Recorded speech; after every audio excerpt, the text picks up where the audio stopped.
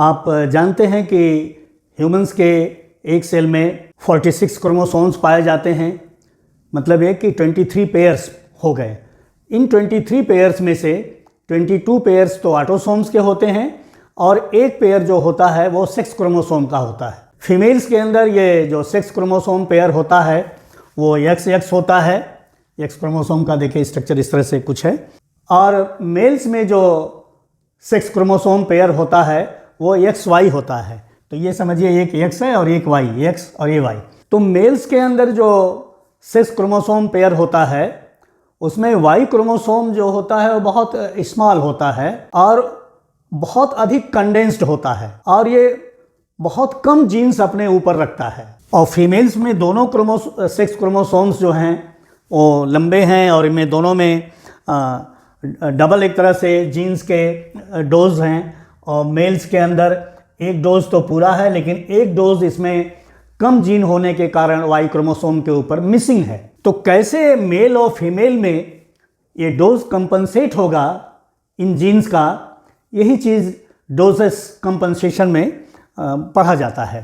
Females के अंदर जो X क्रोमोसोम है वो 100 जीन्स कंटेन करता है और Y क्रोमोसोम जो है वो मच स्मॉलर है।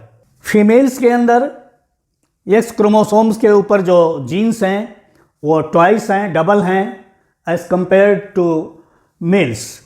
मेल्स में एक डोज समझिए कम है।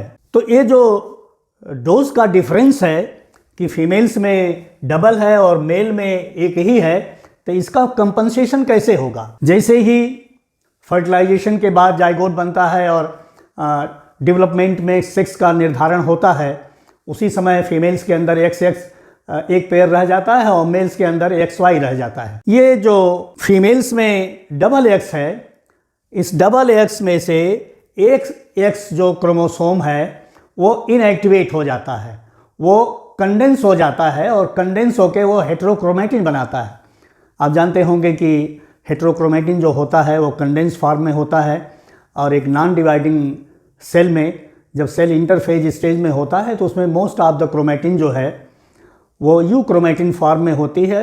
मात्र 10% जो उसकी क्रोमैटिन होती है वो हेटेरोक्रोमैटिन फॉर्म में होती है। तो इसका एक क्रोमोसोम है, उसकी जो क्रोमैटिन है वो हेटेरोक्रोमैटिन में कन्वर्ट हो जाती है। तो इस हेटेरोक्रोमैटिन में होने के कारण इसके ऊपर पाए जाने वाले जो जीन्स हैं वो ट्रांसक्रिप्शनली इनएक्टिव हो जाते हैं, मतलब वो ट्रांसक्रिप्शन नहीं करते तो प्रोटीन नहीं बनाते हैं। तो इस डिफरेंस के चलते हुए भी, होते हुए भी कि इसमें 2 X है और इसमें एक ही X है और Y क्रोमोसोम पर मिसिंग जीन्स हैं, दोनों में मेल और फीमेल में दोनों में जो प्रोटीन्स बनती हैं दोनों में अमाउंट्स इक्वल होते हैं। और उसका कारण यही है कि एक क्रोमोसोम जो फीमेल में है सेक्स पेयर का वो इनएक्टिवेट हो जाता है एम्ब्रियोनिक डेवलपमेंटल स्टेज में। कौन सा X क्रोमोसोम इनएक्टिवेट होगा ये रैंडमली होता रहता है। किसी सेल में कोई X क्रोमोसोम इनएक्टिवेट हो जाता है और किसी सेल में कोई इनएक्टिवेट हो जाता है।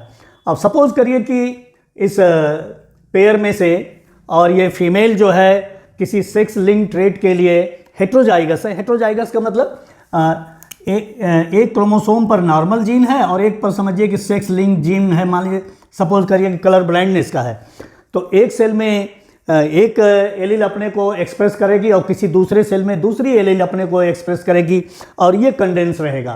तो इस तरह से इनका कंडेंसेशन चलता रहता है और ये अपना एक्सप्रेशन जो है सेल टू सेल ये वेरी करता रहता है। रैंडमली जो है ये कंडेंस होता रहता है। कंडेंस होता रहता है मतलब इनएक्टिवेट होता रहता है। इनएक्टिवेट हो जाने से वो उसमें ट्रांसक्रिप्शन नहीं होगा तो प्रोटीन का फॉर्मेशन नहीं होगा, तो प्रोटीन का फॉर्मेशन नहीं होगा तो कोई कैरेक्टर नहीं, ट्रेट नहीं डेवलप करेगा। जब एक क्रोमोसोम कंडेंस हो जाता है तो ये बहुत ही स्टेनिंग बॉडी बनाता है जो बहुत अच्छे ढंग से सेल के अंदर स्टेन कैच करता है और उस स्टेन बॉडीज़ को सेल्स के अंदर बॉर बॉडीज़ कहा जाता है या उसका दूसरा नाम दे सकते हैं क्रोमैटिन बॉडी।